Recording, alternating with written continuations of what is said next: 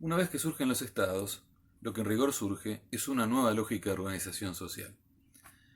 Hablar de lógicas de organización social implica no partir de los individuos que forman parte de esas sociedades, ni tampoco de las instituciones que las organizan, sino más bien de las dinámicas que estructuran la existencia de esos individuos y de esas instituciones.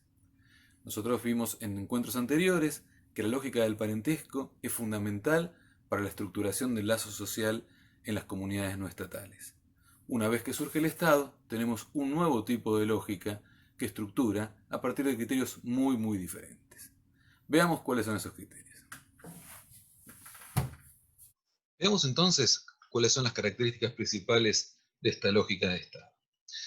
Por un lado, con el Estado aparece una sociedad escindida, dividida entre una minoría dominante y una mayoría dominada. Lo que caracteriza esa relación de dominación es el hecho de que esa minoría dispone de lo que en términos weberianos llamaríamos el monopolio legítimo de la coerción, ¿no? Esto es la posibilidad de imponer la voluntad a partir de cierto consenso general que da esa cuestión de la legitimidad a que esta situación tenga lugar. La otra cuestión que es importante respecto de la lógica del Estado es el hecho de que el Estado domina a partir de una jerarquía de mandos, una jerarquía de organización burocrática respecto de la cual las órdenes que se deciden en los estamentos superiores se imponen hacia los inferiores. De esa manera, el Estado genera un tipo de dominación que no es de tipo personalizado, no es una relación cara a cara entre el rey y cada uno de sus súbditos, sino que es una relación global de dominación de esa minoría dominante hacia la mayoría de la sociedad. Por último, hay una cuestión muy importante respecto de la lógica del Estado, que es el hecho de que, a diferencia de la lógica de parentesco, que tiende a formar tramas más o menos autocontenidas, el Estado implica algo así como una fuerza vectorial, una fuerza expansiva, una fuerza que en principio tiene una tendencia a extenderse en el territorio,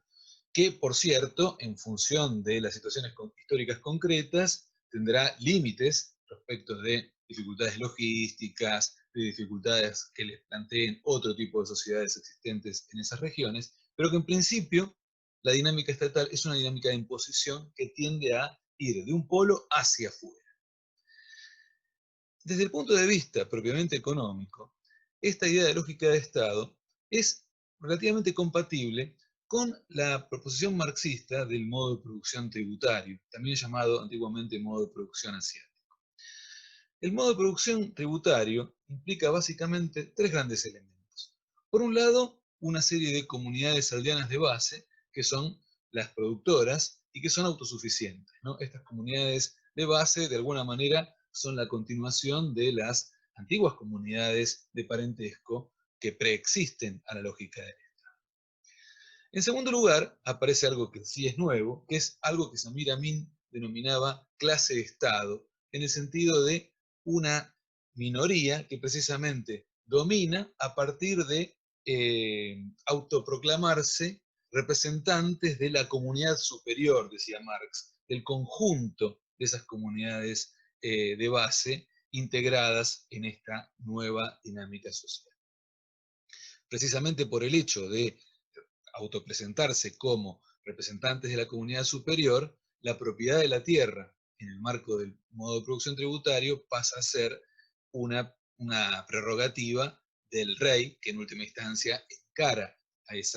encarna a esa comunidad superior.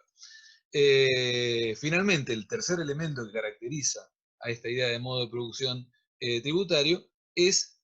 precisamente aquello que da nombre a esta recalificación de este modo de producción, la idea de la tributación, la idea de que la extracción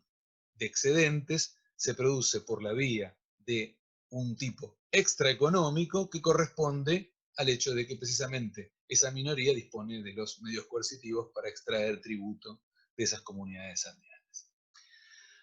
Como quiera que sea, esta lógica estatal tiene desde mi punto de vista tres grandes capacidades que son las que la caracterizan desde un punto de vista de lógica social. Por una parte, la capacidad de coerción, ¿no? El hecho de que durante el imperio de la lógica estatal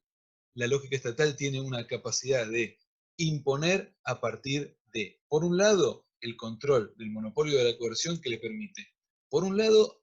desactivar la autonomía política de las comunidades preexistentes y subordinarlas, digámoslo así, a un monopolio militar que maneja el propio Estado. Y por otra parte, como veníamos de decir, a partir de ese monopolio de la coerción,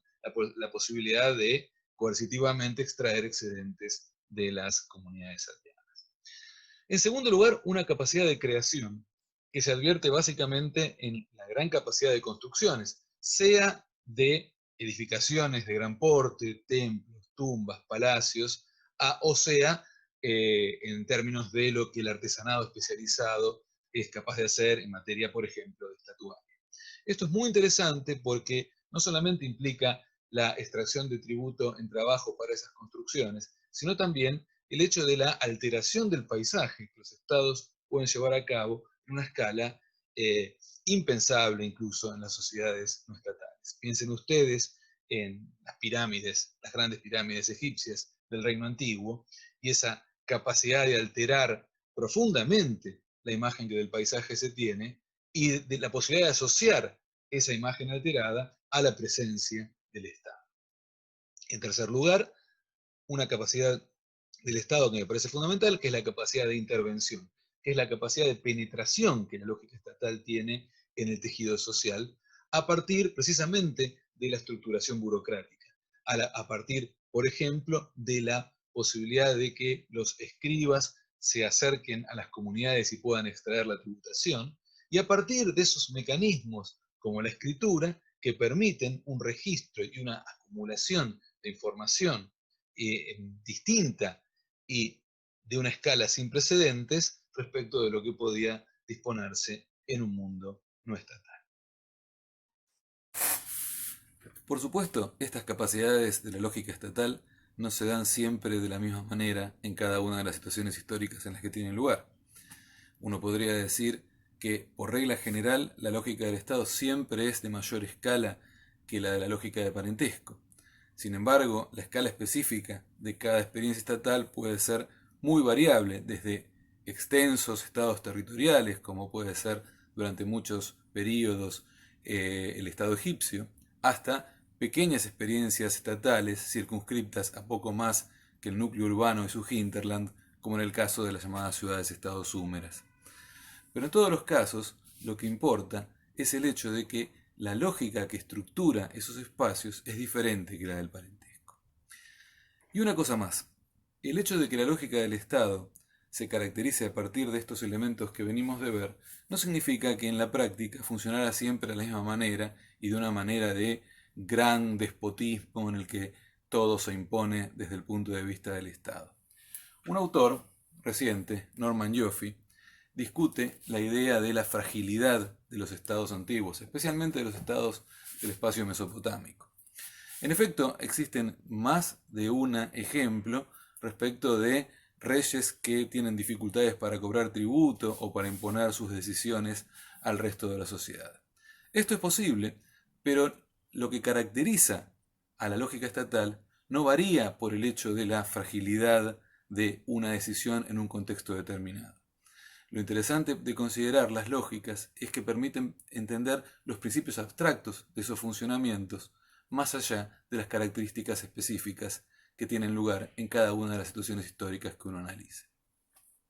Por supuesto, la lógica del Estado no está sola en la estructuración social una vez que aparece. El parentesco sigue teniendo una importancia fundamental y otras lógicas sociales también comienzan a aparecer en escena.